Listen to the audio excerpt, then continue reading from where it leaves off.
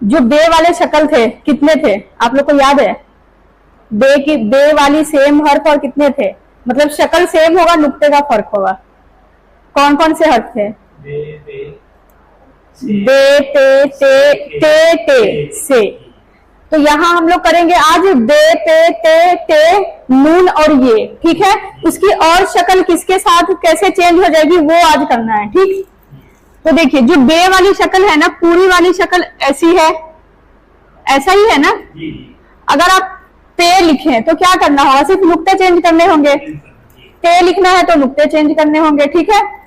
अब इसको हम क्या करेंगे, एक हम हाफ करते थे तो ये वाली शक्ल आती थी, है ना। जब बे वाली शक्ल को हाफ कर दिए थे तो ये वाली शक्ल आई थी। अब इसमें दो शक्ल और ऐड हो जाएगा, एक होगा ये ऐसे टेढ़ी लकीर वाली होगी, जैसे आप लोग जेर डालते हैं ना वैसी वाली शक्ल होगी, और एक होगी सीधी वाली ऐसे। ये भी बे की शक्ल है।